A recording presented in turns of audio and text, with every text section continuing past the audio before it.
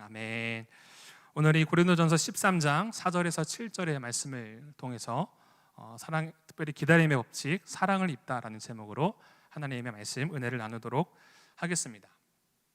우리가 살아가는 시대를 바라볼 때 많은 특징들이 있지만 그 중에서 우리가 살아가는 이 시대는 참 사랑이 풍성함과 동시에 사랑이 매우 없는 시대인 것 같습니다.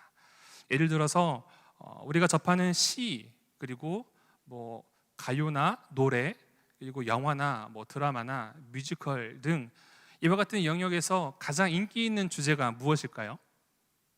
사랑입니다.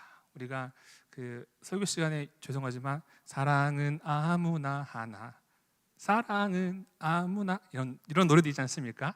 분위기를 조금 전환시키기 위해서 사랑이라는 이 주제가 우리에게 매우 가까이 있습니다. 그렇기 때문에 이 사랑이라는 주제가 동시에 많이 사실은 오용되어 가기 쉽고요. 동시에 이 사랑이라는 것을 우리가 너무나 가깝게 생각하다 보니 그 담겨져 있는 의미를 우리가 잘 알지 못할 때가 많이 있습니다. 심지어 이 거짓된 길로 가는 것을 그대로 두는 것이, 그대로 그냥 품는 것이 마치 사랑이라고 이야기되는 것처럼 이와 같은 오해의 시대를 우리가 살아가고 있습니다. 심지어 우리가 살아가는 이 관계 속에서는 어떠합니까? 계속해서 우리가 이 관계의 법칙으로 말씀을 나누고 있는데, 사랑이 없음으로 인하여서 이 관계의 깨어짐이 우리의 살아가는 삶에 때로는 찾아오기도 합니다. 신앙의 영역에서도 마찬가지입니다. 교회에 사랑이 식어져 가고 있습니다. 이 사랑이라는 것은 신앙인들에게 있어서 영적인 기초를 이루는 뼈대와 같은데, 어느덧 우리 신앙인들의 삶에서 하나님의 그 사랑의 자리가 점점점 식어져 가고 있음을 보게 됩니다. 그러면서 우리 신앙인들의 영성의 기초가 무너져 가고 있는 것이지요. 이것을 우리가 기억할 때 주님께서 이 시대를 향하여 주님께서 말씀하신 그 시대의 그 흐름을 우리는 기억을 해야 됩니다. 주님께서는 이 마지막 때에 대한 이야기를 하실 때에 하신 많은 말씀 중에 한 말씀이 사랑이 식어져 가느니라 라는 말씀을 하신 것을 우리는 기억을 해야 합니다. 사실은 이 교회를 우리가 떠올려 볼 때 참 사역과 프로그램들이 참 많이 다양해졌습니다. 그리고 비록 이 코로나로 인하여서 교회들이 어려운 시간들을 살아가고 있지만 교회가 비교적 이 폭발적인 부흥기를 넘어서 어느덧 재정적으로 그렇게 많이 힘들어하는 모습들은 교회들에서 찾아보기 어렵습니다. 그런데 이처럼 그 가운데에서 예수님을 믿는 가장 핵심된 이 사랑이 풍성해져 가야 함에도 불구하고 어느 순간 우리의 자리 가운데에 이 주님의 사랑이 점점점 식어져 가게 되는 것을 우리는 기억을 해야 합니다.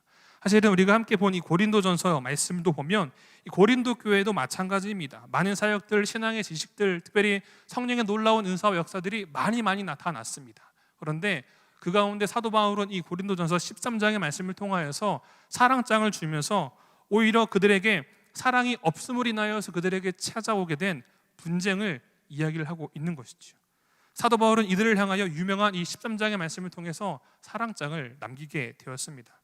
여러분, 만약에 우리 금호중앙교회를 누군가에게 소개를 하게 된다면 여러분들은 우리 금호중앙교회를 가장 자신 있게 소개할 수 있는 제목이, 주제가 무엇입니까? 속으로 대답을 하시면 좋을 것 같은데요. 다른 것들은 몰라도 정말 이것만큼은 내가 정말 자신 있게 소개할 수 있는, 우리 금호중앙교회는 이러이러한 교회입니다 라고 자신 있게 소개할 수 있는 것이 무엇이 있습니까? 저는 기도하며 소망하는 것은 무엇보다 우리 금호중앙교회가 하나님의 사랑의 풍성한 사랑의 공동체가 되어지고 교회를 찾아오는 많은 사람들에게 우리 금호중앙교회는 다른 것은 몰라도 하나님의 사랑이 풍성한 교회입니다 라고 소개하게 되어지는 은혜가 있게 되기를 축복합니다. 아멘. 설교의 대가인 스펄전 목사님께서 스승으로 삼았던 이 토마스 왓슨 목사님이라는 분이 계시는데요, 그분은 이런 이야기를 합니다. 믿음은 보이지 않는 것을 다룬다. 그러나 하나님은 보이지 않는 사랑을 싫어하신다. 자, 서두에 말씀드렸던 것처럼 이 사랑이라는 것은 우리에게 매우 익숙하기 때문에 그만큼 더 어려운 것 같습니다. 그렇기 때문에 우리는 사실은 우리의 삶을 돌아보면 사랑과 먼 삶을 살아가고 있음에도 불구하고 어느 순간 나는 사랑하고 있는 삶을 살아가고 있다라고 때로는 착각을 할 수도 있다는 것을 기억을 해야 합니다. 그러나 우리의 삶에 보여지는 사랑이 없다라고 한다면 과연 우리는 정말 사랑의 삶에 살아가고 있는가에 대한 돌아봄과 질문이 우리에게 필요하다라는 것이지요. 오늘은 이 관계 법칙의 마지막 시간인데요. 특별히 오늘 고린도전서의 말씀을 통하여, 이 사랑장의 말씀을 통하여 하나님께서 우리에게 가르쳐 주시는 사랑이 무엇인지에 대해서 함께 은혜를 나누기를 원합니다. 먼저 우리 4절과 7절의 말씀을 같이 함께 읽어 보도록 하겠습니다. 4절과 7절의 말씀입니다. 읽겠습니다. 시작. 사랑은 오래 참고 사랑은 온유하며 시기하지 아니하며 사랑은 자랑하지 아니하며 교만하지 아니하며. 7절.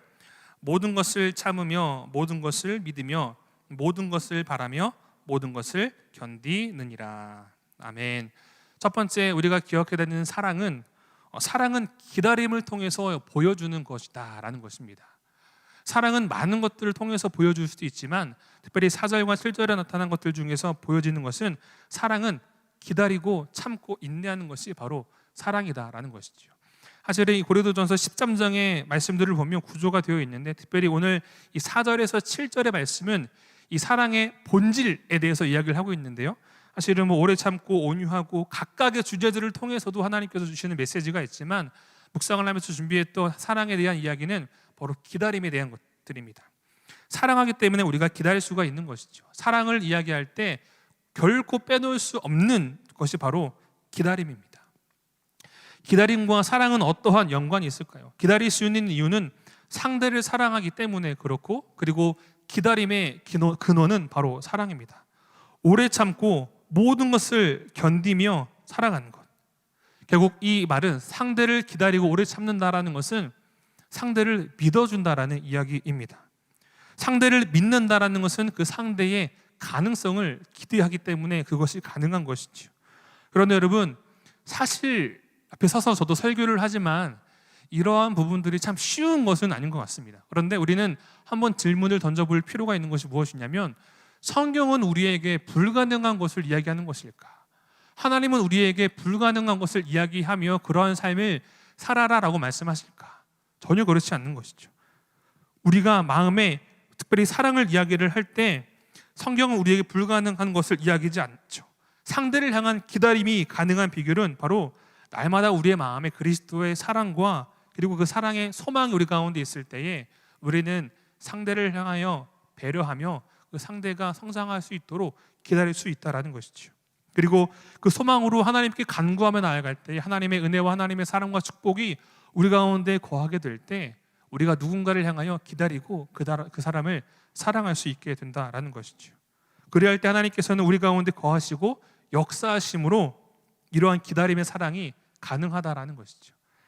하나님은 우리의 생각과 연약함을 뛰어넘어 하나님의 일을 행하시는 분이십니다. 참 우리 삶에서 적용을 해보면 부모 자녀 간에도 마찬가지인 것 같아요. 그리고 또 이웃과 이웃과의 관계에서도 마찬가지인 것 같습니다.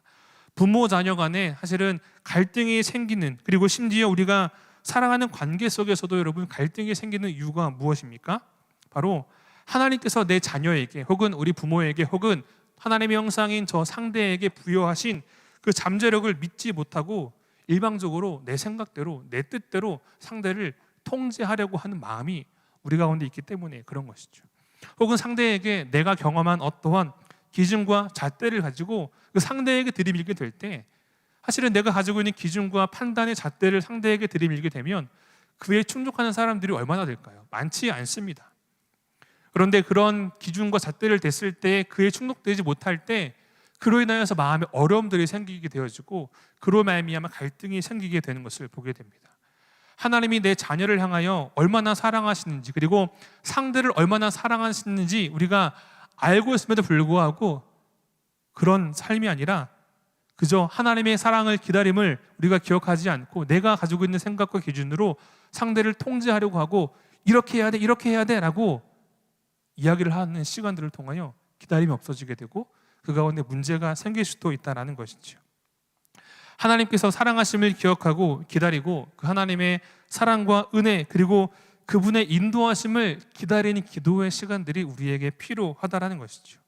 이러한 사랑으로 기다림이 있을 때 비로소 상대를 향한 우리의 태도, 우리의 반응의 변화가 나타나기 시작을 합니다. 우리는 상대에 대해 정말 큰 것이 아닌데도 불구하고요, 이 작은 것에 대해 참 매우 크게 반응하는 경험이 있는 것 같아요. 작은 잘못을 하면 그 작은 잘못을 매우 크게 보고 매우 크게 비판과 공격을 합니다. 여러분, 그런데요, 사랑은 부분이 아니라, 그 작은 부분적인 것에 반응하는 것이 아니라 그 전체적인 그의 인생에 반응하는 것이 바로 사랑입니다. 상대가 어떠한 잘못을 했을 때 그 잘못 자체에 대해 반응하는 것이 아니고, 비록 실수와 연약함과 넘어짐이 있을지언정 그 자체를 바라보는 것이 아니라 그 사람의 인생을 통하여 일하시고자 하는, 그 사람의 인생을 통하여서 역사하시는 하나님을 바라보는 것이, 그의 인생의 전체의 하나님을 바라보는 것이 바로 우리가 그를 사랑하고 기다릴 수 있어야 하는 이유가 된다는 것이죠. 누가복음 15장의 말씀을 보면 매우 유명한 이야기가 등장을 하는데, 돌아온 탕자의 이야기가 등장을 합니다.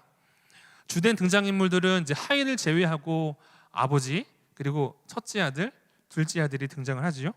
그런데 이 돌아온 둘째 아들을 바라보는 반응이 아버지와 큰아들이 매우 극명하게 나타납니다.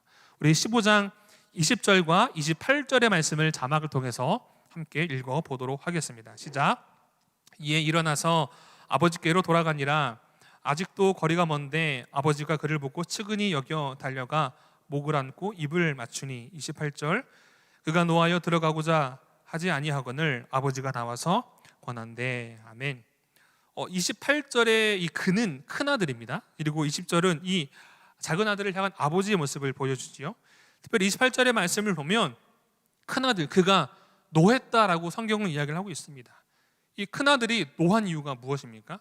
자기는 지금 밖에 나가서 열심히 일하고 돌아왔는데 어디선가 집에서 잔치 소리가 들리는 거예요. 그래서 하인들을 불러서 무슨 일인가 여쭤보았더니 당신의 아우가 돌아와서 당신의 아버지 주인께서 잔치를 베푸셨습니다라고 이야기를 합니다. 그리고 그 이야기를 들었을 때에, 그것을 보았을 때에 이 큰아들의 마음에 노함이 생기게 되는 것이죠. 그러면서 읽진 않았지만 30절의 말씀을 보면 이 둘째 아들이 아우가 행한 잘못을 지적하는 모습을 보게 돼요. 아버지의 살림을 챙겨서 창녀들과 함께 삼켜버린 이 아들이 돌아왔는데, 이 작은 아들이 자기 동생의 잘못들을 지금 지적하는 것이죠. 아버지의 재산을 미리 청구하여서 먼 타국에 가서 방탕한 생활을 하고 돌아온 그 아들, 방탕한 생활을 한 그 동생을 지금 이 큰 아들은 지적을 하고 있는 것이죠. 그리고 그로 인하여서 마음에 불편함과 노함이 생기는 것이죠. 물론 이 노함에는 그렇게 해주지 않은 아버지에 대한 서운함이 있을 수도 있으나, 그러나 이 지금 큰아들이 가지고 있는 감정은 그것이 아니라 지금 자신의 동생 이 둘째 아들이 행한 그 잘못 자체에만 집중을 하다 보니 그 가운데 분노와 노함이 생기는 것을 보게 됩니다. 그런데 아버지의 모습은 어떠합니까? 20절의 말씀을 보면 아직도 거리가 먼데, 아버지는 이 둘째 아들이 돌아온지도 몰랐어요.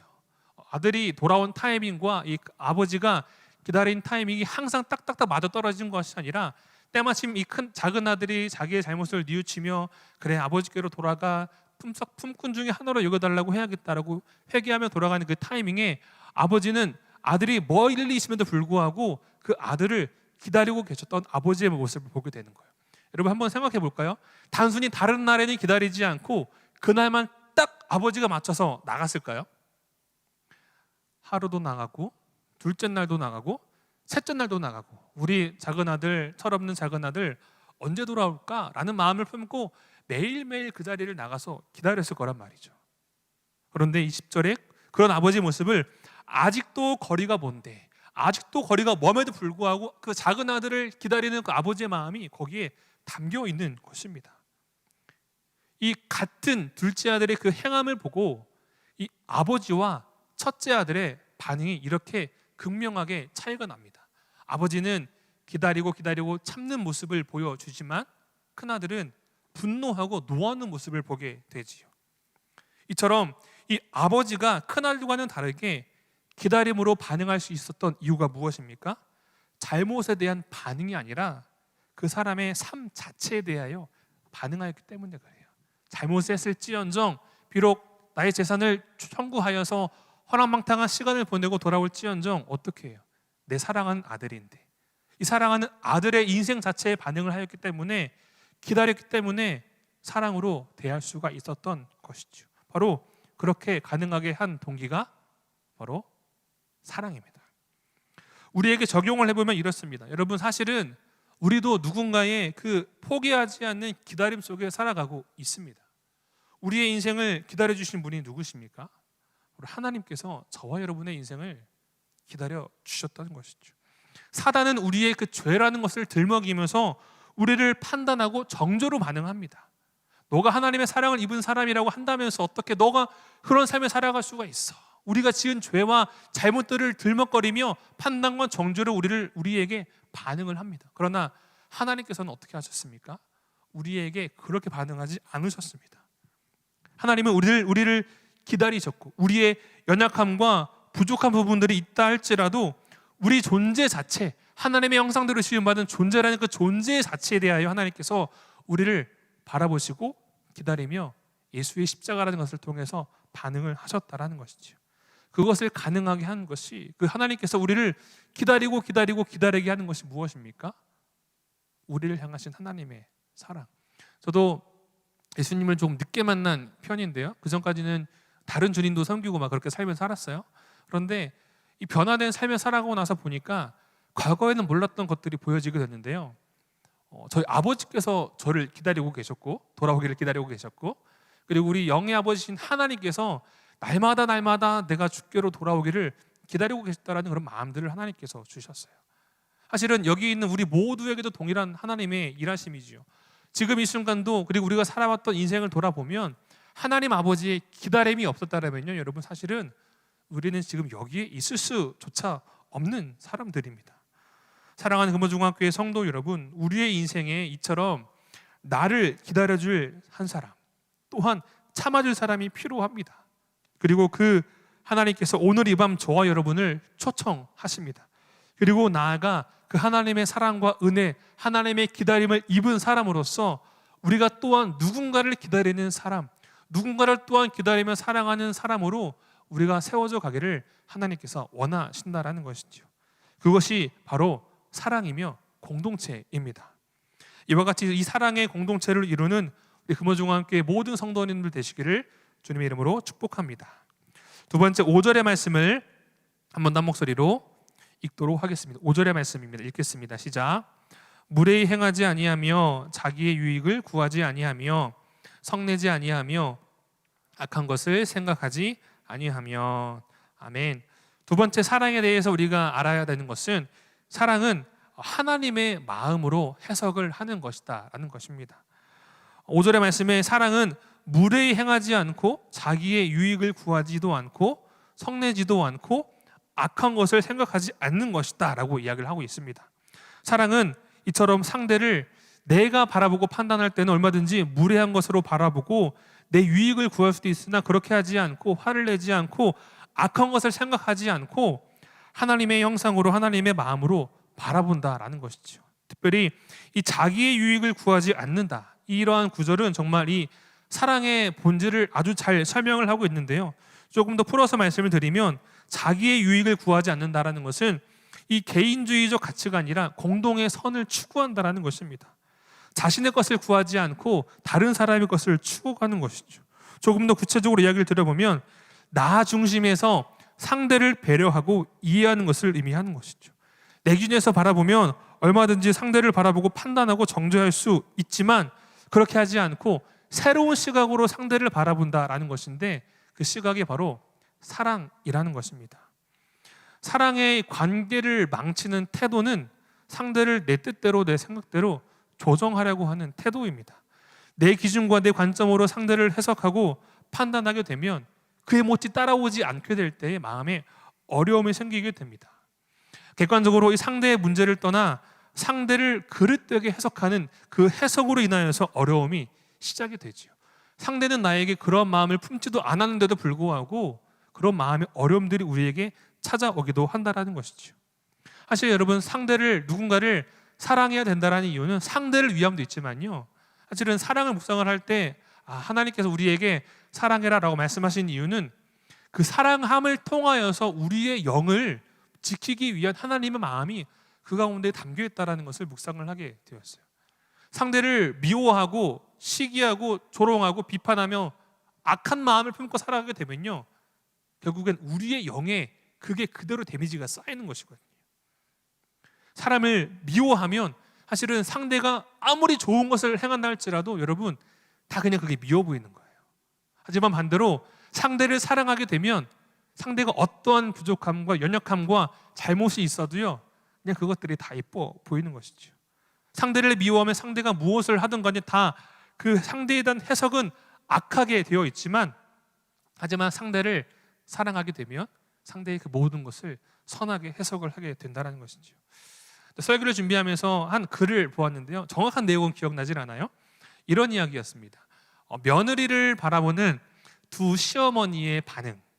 어떤 이야기냐면, 이제 이 집에서 하루 밥 3끼를 꼬박꼬박 챙겨 먹는 며느리에 대한 그 두 시어머니의 이야기인데요, 한 시어머니는 자기의 며느리에 대해서 이렇게 이야기를 한다고 합니다. 좀 약간 상황을 좀 묘사하면, 우리 며느리는 집에서 애들 보는 것 말고는 하는 것도 없으면서 이상하게 꼭 밥 3끼는 꼬박꼬박 챙겨 먹더라고. 이렇게 자기 이제 며느리를 다른 시어머니에게 얘기를 합니다. 그러면서 그 이야기를 듣고 있던 또 다른 시어머니는 동일하게 자기 며느리에 대해서 이야기를 하기를 이렇게 이야기를 합니다. 그래도 우리 며느리는 참 집안일 하랴 애들 보랴 바쁘고 힘들 텐데, 그래도 또 가족의 건강을 위하여서 자신의 건강을 지키기 위해서 밥은 안 빼먹고 꼬박꼬박 잘 챙겨 먹는데 얼마나 이쁜지 몰라. 이렇게 이야기를 한다고 합니다. 자, 아시겠습니까? 똑같이 밥 3끼를 챙겨 먹는 며느리를 둔 두 시어머니가 있는데요, 한 어머니 시어머니는 그냥 그 며느리가 하는 것이 마음에 들지 않는 거죠.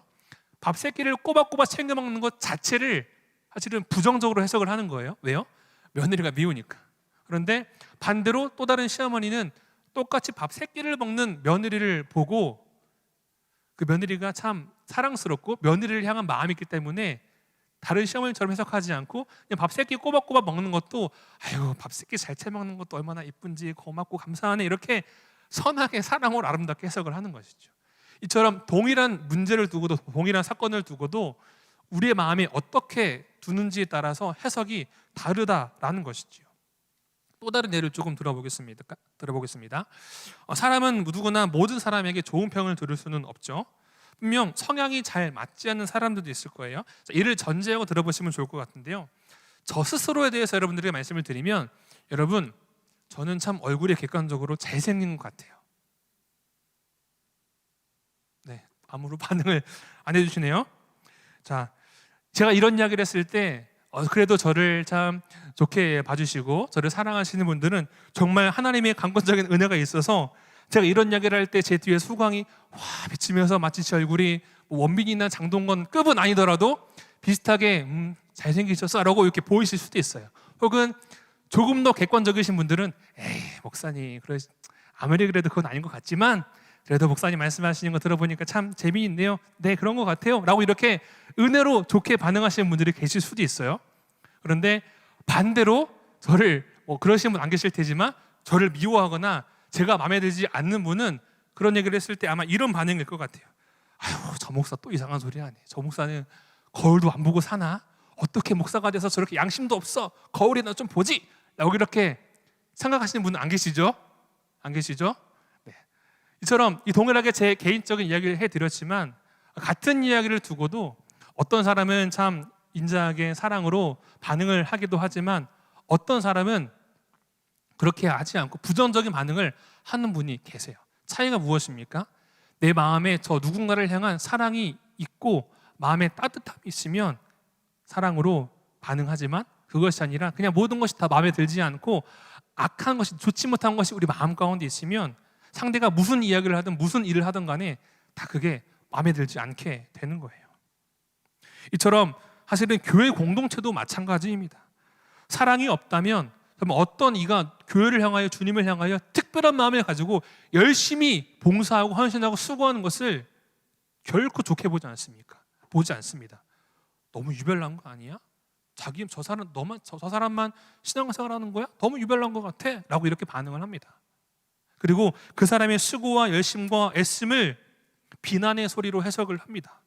그러나 우리 가운데에 사랑이 있다면 그 수고와 열심을 바라볼 때 너무 유난 떠는 것 같아가 아니라, 그래 저렇게 하나님을 위하여서 수고와 헌신을 하는구나 라고 하면서 그 헌신과 수고를 통하여 일하시는 그 하나님의 마음을 품고 바라보게 된다라는 것이죠. 하나님이 어떻게 일하시는지, 하나님께서 그 헌신과 수고를 통하여 어떻게 일하시기 원하시는지 그 하나님의 일하심을 바라보게 된다는 것이지요. 이처럼 은혜로 해석할 수 있게 하는 것이 무엇입니까? 바로 하나님의 사랑입니다. 고린도후서 5장 11절의 말씀인데요, 제가 읽어드리겠습니다. 그런즉 누구든지 그리스도 예수 안에 있으면 새로운 피조물이라. 이전 것은 지나갔으니 보라 새 것이 되었도다. 이 죄된 우리를 향한 사단의 판단과 정죄, 사단은 정죄와 판단을 합니다. 그러나 그리고 그 판단과 정죄는 단순히 나에게만 머물러 있지 않고 그 비난과 판단과 정죄가 또 다른 사람을 향하여 흘러갈 수도 있어요. 그러나 우리를 향하신 하나님의 말씀이 무엇입니까? 선언이 무엇입니까? 이전 것은 지나갔으니 새 것이 되었다. 이전 것은 지나갔으니 새 것이 되었다. 사랑하는 금호중학교 우리 성도 여러분, 저와 여러분의 인생을 이처럼 은혜로 해석하시는 분이 바로 우리 하나님이시죠. 허물과 죄가 많아 죽을 수밖에 없었던 죄인된 나를 우리를 살리시기 위하여 십자가 보혈로 사랑을 해석하시죠. 로마서 5장 8절 말씀에 우리가 아직 죄인 되었을 때에 그리스도께서 우리를 위하여 죽으심으로 말미암아 하나님께서 우리에 대한 자기의 사랑을 확증하셨다. 하나님께서 우리에 대한 자기의 사랑을 확증하셨다. 십자가로 말미암아 하나님께서 우리를 얼마나 사랑하시는지 보여주시고 우리의 죄를 보고 우리의 죄로 인해 판단과 정죄를 하지 않으시고 다 깨끗하게 덮어주시고 다 해결하셨다라는 것이죠. 이처럼 사랑으로 인하여 우리가 믿음으로 살아가는 삶을 살아갈 수 있도록 우리를 변화시키게 하셨다라는 것이죠. 사람을 변화시키는 것은 여러분 채찍이 아닙니다. 물론 채찍이 필요한 순간들도 있습니다. 채찍을 통해서 일시적인 변화를 끌어낼 수 있습니다. 그리고 채찍이 어느 영역에서는 반드시 필요합니다. 그러나 채찍으로 사람을 살릴 수는 없습니다. 만약에 하나님께서 우리를 향하여 채찍을 하셨다면 여러분, 우리는 살 수 있는 존재가 아무도 없습니다. 하나님께서 우리를 향하여 채찍이 아니라 우리를 향한 사랑을 품으셨기 때문에 우리가 생명을 누릴 수 있게 됐다라는 것이죠. 베드로전서 4장 8절의 말씀처럼 무엇보다 뜨겁게 사랑할지니 사랑은 허다한 죄를 덮느니라. 여러분, 여기서 한번 우리가 가지고 있는 죄들을 한번 다 낱낱이 오픈을 해볼까요? 아마 그러면 아무도 얼굴을 떳떳하게 들고 다닐 수 있는 사람은 단 한 사람도 없을 것입니다. 여기서 설교라는 저조차도 제가 지은 모든 죄들을 다 오픈을 하면 떳떳하게 얼굴을 들고 다닐 수가 없습니다. 그렇지 않습니까? 그런데 우리 모두 동일합니다. 우리가 다 많은 각자의 죄가 있고 슬픔도 있고 상처도 있고 어려움도 있지만 사실은 우리가 나의 죄보다 저 사람의 죄가 더 무거워라고 할 수 있는 것이 여러분 무엇이 있습니까? 어떤 죄일지언정, 어떤 문제일지언정, 어떤 어려움일지언정 하나님께서 그것을 사랑으로 다 덮으셨고 말씀처럼 뜨겁게 너희가 서로 사랑해라. 왜냐하면 사랑은 허다한 죄를, 잘못을, 문제를 덮기 때문에 그래 라는 주님의 말씀 앞에 여러분 우리가 무엇을 드러낼 수가 있겠습니까? 모두 이와 같이 하나님의 사랑으로 우리 삶의 모든 것을 바라보는 은혜가 있게 되기를 주님의 이름으로 축복합니다. 저는 사실 설교를 준비하면서 참 부담이 많이 됐습니다. 왜냐하면 설교자들에게 있어서 저는 개인적으로 가장 큰 기도 제목이 이것인데요. 하나님, 제가 설교 한 번만큼만 살게 해주십시오라는 제목이 가장 큰 1번의 제목이에요. 그런데 이 사랑을 설교를 해야 되는데 이 사랑이라는 주제가 워낙에 깊고 범위가 다양하기 때문에 나는 과연 이 설교의 말씀처럼 나는 과연 사랑하는 삶을 살아가고 있는가라는 질문을 한번 저 스스로에게 먼저 던져보았습니다. 그런데 참 부끄럽지만 나는 과연 가깝게는 내 이웃에게서도 내 가정에게서조차도 내 부모님에게서조차도 참 사랑의 실천의 삶을 살아가지 못하는 부끄러운 모습들이 참 많이 보여지게 되더라고요. 그러면서 그렇기 때문에 이제 본문은 주어졌고 설교를 안 할 수는 없고 계속해서 기도하고 본문을 묵상하며 하나님, 제가 사랑하지 못하는 사람인데 어떻게 제가 사랑에 대해서 설교를 할 수 있겠습니까? 어떻게 해야 우리 성도님들에게 하나님의 사랑을 조금이나마 좀 잘 전할 수 있을까라는 기도하는 시간을 계속 가졌는데요. 하나님께서 한 단어를 좀 생각나게 하시더라고요. 그것은 바로 공간이라는 단어였습니다. 왜냐하면 제가 요즘에 이제 둘째가 최근에 태어난 지 얼마 되지 않아서 교회 사역과 육아를 같이 열심히 잘 병행하고 있는데 총각 때와 혹은 신혼 때와 지금의 다른 모습을 한번 생각해 보니까요, 어느 순간 집에서 제 공간이, 제 자리가 없더라고요. 처음에는 아내와 신혼의 공간을 아기자기하게 꾸미고 했는데 이제 아이가 태어나고 둘째가 태어나고 하다 보니까 제 공간이 없어요. 침대도 자녀를 위한 침대로 바뀌었고요. 옷방이나 서재도 없고 아이를 위한 놀이방으로 바뀌었고요. 그리고 심지어 공용 공간인 이 거실조차도 아이를 위한 거실의 공간으로 바뀌더라고요. 그러면서 하나님, 사랑이라는 것은 이처럼 나의 공간이 사라지고 내 생각이 주어지고 하나님의 영역이 더욱더 커져가는 것이 바로 사랑이군요. 마치 부모가 자녀를 사랑하는 것처럼 자녀를 사랑하기 때문에 내 공간이 없어도 그게 전혀 불편하지 않고 오히려 자녀의 공간이 더 많아지는 것이 기쁘고 즐거운 것인 것처럼 하나님 사랑은 이처럼 내 공간이 줄어들지언정 하나님의 공간이 많아지고 다른 이의 영역이 커져가는 것이 기쁨이고 즐거운 것이 사랑이군요라는 것을 하나님께서 깨우치게 해주셨어요. 여러분, 사랑을 이야기할 때 특별히 원수를 사랑하라. 여러분, 원수를 사랑하는 게 쉬울까요? 어려울까요? 어렵습니다. 여러분, 우리 모두가 다 우리가 아는 것처럼 손영원 목사님과 같은 삶을 살아갈 수는 없을 수도 있습니다. 그러나 서두에 말씀드린 것처럼 하나님께서는요, 우리를 향하여 불가능한 것을 말씀하시지 않으십니다.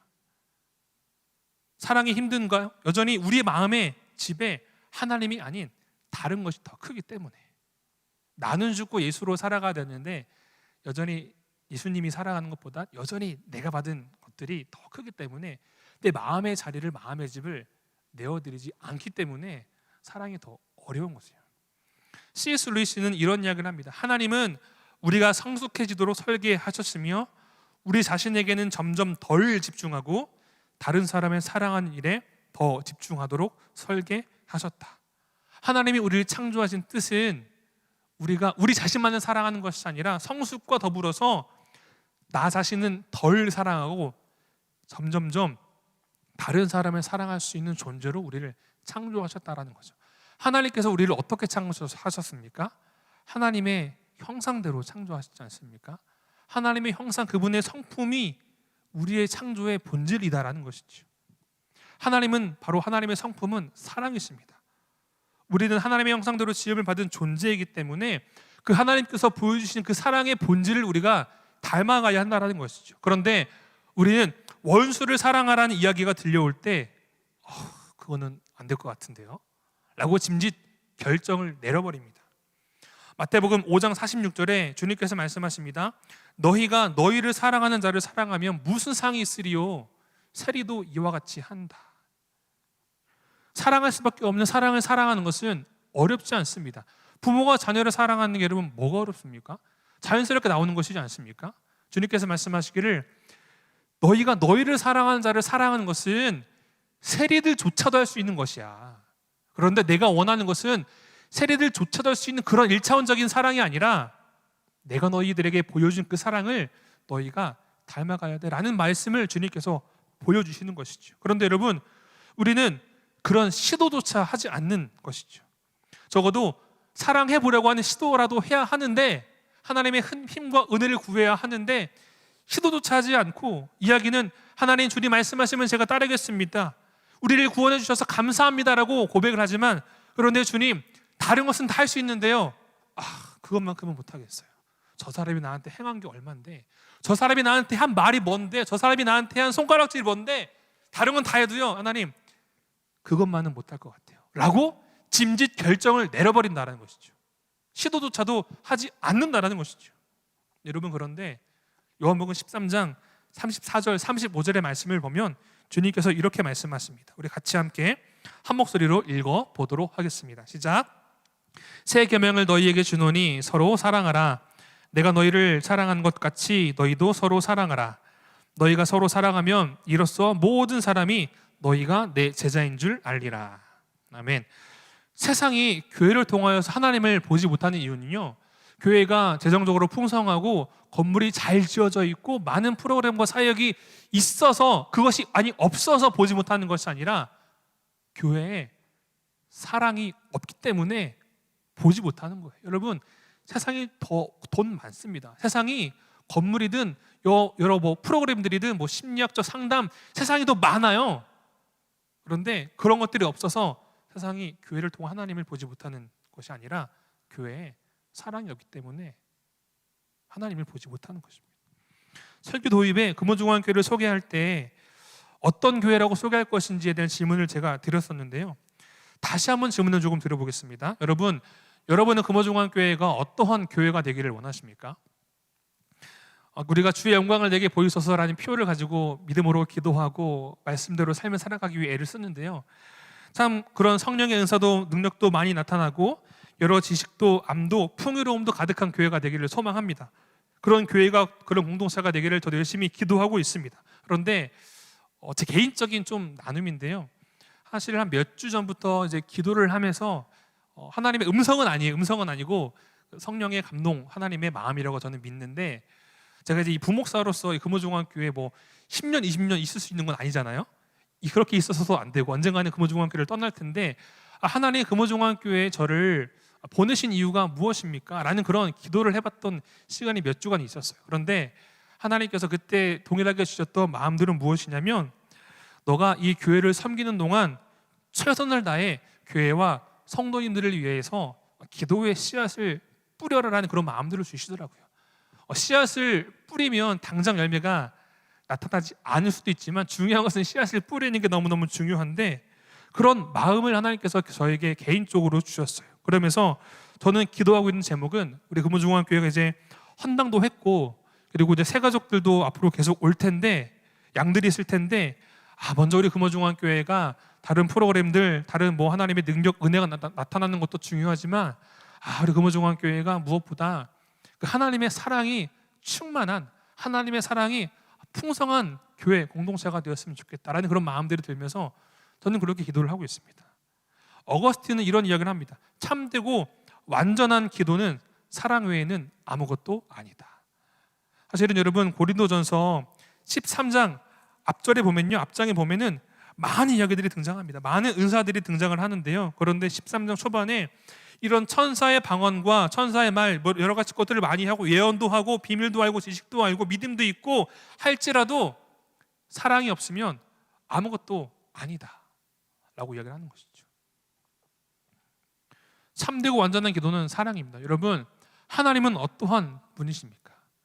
창조주 하나님, 구원하신 하나님, 일을 행하시는 하나님, 전능하신 하나님, 많은 하나님에 대한 성품을 고백합니다. 그런데요, 요한일서 4장 7절 8절의 말씀을 보면 이렇게 하나님에 대해서 이야기를 합니다. 우리 7절과 8절의 말씀을 같이 함께 읽어보도록 하겠습니다. 시작. 사랑하는 자들아, 우리가 서로 사랑하자. 사랑은 하나님께 속한 것이니 사랑하는 자마다 하나님으로부터 나서 하나님을 알고 사랑하지 아니하는 자는 하나님을 알지 못하나니 이는 하나님은 사랑이심이라. 하나님은 사랑이심이라. 사랑하지 않는 자는 하나님을 알지 못한다라고 합니다. 사랑하지 않으면서 하나님을 안다라고 착각하는 것이 아니라, 사실은 사랑할 수 없을지언정 사랑하기에 부단히 애를 쓰고 하나님 나에게 사랑할 수 있는 마음을 주십시오라는 그런 기도의 간구로 나아가는 자, 하나님을 사랑하는 자, 그리고 사랑을 품은 자들은 하나님을 안다라는 것이죠. 그런데 사랑이 없는 자들에게는 온전한 알미 아니다라는 것이죠. 우리에게 사랑이 필요합니다. 여러분, 사랑은 곧 예수님이시죠. 오늘 읽은 이 본절의 말씀을 마지막으로 다시 한 번 더 읽어보고 기도할 텐데요, 4절의 말씀을 보면 이 사랑이라는 단어가 들어가 있는데요, 이 사랑이라는 단어에 우리 예수님을 좀 넣어보면 좋을 것 같아요. 우리 4절부터 7절의 말씀을 한번 같이 읽어보고 기도의 시간을 갖도록 하겠습니다. 4절에서 7절의 말씀, 사랑이라는 단어에 예수님을 넣는 거예요. 자, 시작. 예수님은 오래 참고, 예수님은 온유하며 시기하지 아니하며, 예수님은 자랑하지 아니하며 교만하지 아니하며 무례히 행하지 아니하며 자기의 유익을 구하지 아니하며 성내지 아니하며 악한 것을 생각하지 아니하며 불의를 기뻐하지 아니하며 진리와 함께 기뻐하고 모든 것을 참으며 모든 것을 믿으며 모든 것을 바라며 모든 것을 견디느니라. 누가요? 예수님이. 누구를 위해서 그렇게 하셨죠? 저와 여러분들을 위해서. 그리고 그 예수님께서 저와 여러분들을 제자로 삼으셨잖아요. 내가 너희에게 분부한 모든 것을 가르쳐 지키게 하라. 제자로서 부르시면서 너희도 내가 너희에게 보여주고 가르쳐주는 그 삶을 너희가 살아야 돼. 그때 너네가 내 제자인 줄 세상이 알게 될 거야 라는 것이 주님의 마음과 뜻입니다. 오늘 설교의 제목 사랑을 입다입니다. 여러분 어떠한 옷을 입으시겠습니까? 날마다 우리가 예수님을 구하는 것 곧 사랑이 우리에게 찾아오는 것이죠. 사랑을 구하기 전에 주님을 우리가 간절히 먼저 구해야 합니다. 주님을 구하게 되면요, 주님의 그 사랑이 우리를 채우게 됩니다. 그리고 주님의 사랑이 우리에게 채워질 때 넘치게 되고 그 넘치는으로 말미암아 사랑이 흘러가게 되는 것이죠. 참 저는 많이 부끄러운 고백이 있는데요, 저부터도 그런 것 같아요. 기도를 할 때 많은 기도의 제목들을 구하는 것 같아요. 특별히 가족을 위해서, 또 성도님들 위해서, 특별히 구역을 위해서, 목사님, 장로님들, 권사님들, 많은 이제 선교사님들 위해서 기도하는데 예수님처럼 살아가게 달라는 기도는 참 많이 안 하는 것 같아요. 많은 기도의 제목들, 개인의 기도 제목들을 고백을 하는데 예수님처럼 사랑하는 삶을 살고 싶습니다. 나부터, 다른 것이 아니라 예수님으로 인해 만족합니다라는 그런 기도의 고백이 저부터 많이 없더라고요. 그런 고백이 우리 가운데 필요할 줄 믿습니다. 사랑을 입다, 우리가 입어야 되는 옷, 물질적인 축복의 옷, 풍요로움의 옷이 하나님을 때로는 보여줄 수도 있습니다. 건강의 축복이 때로는 하나님을 보여줄 수도 있어요. 기적과 성령의 은사가 하나님을 보여줄 수도 있어요. 그런데 그것이 하나님의 전부가 아니에요. 하나님은 사랑이십니다. 우리가 하나님께서 부어주신 사랑의 옷을 우리가 입을 때에 우리의 그 사랑의 삶을 통하여 하나님이 밝히 드러나게 되는 것입니다. 저는 여러분들에게 원수를 사랑하라라고 강요할 수 있는 자격이 저에게는 없습니다. 왜냐하면 저도 원수를 사랑하는 게 쉽지 않거든요. 저를 공격한 사람을 사랑하는 게 쉽지 않거든요. 그런데 여러분들에게 권면하고 도전하는 것은, 그래도 주님께서 그렇게 말씀하셨는데 적어도 시도는 해보아야 되지 않겠습니까? 그렇죠? 주님께서 말씀하셨는데 적어도 시도는 해봐야 될 것 같아요. 시도도 하지 않고 하나님 절대로 그건 안 돼요, 다른 것은 다 할지언정 그거는 절대로 안 돼요 라고 하는 것이 아니라, 하나님 나의 힘과 나의 능력으로는 불가능하지만 주님께서 말씀하셨사오니 주님 말씀에 순종하겠습니다. 그런데 하나님 그런 힘과 은혜는 나에게 없습니다. 그저 하나님을 구하오니 하나님 나를 주의 사랑으로 채워주시고 내 삶의 영역에, 내 마음의 중심의 영역에 나의 자리는 사라지고 나는 죽고 하나님으로 채워지는 삶이 되기를 소원하오니 하나님 나와 함께하여 주옵소서 라는 기도의 제목으로 나아가게 될 때 하나님께서 우리의 삶 가운데 일하게 될 줄 믿습니다.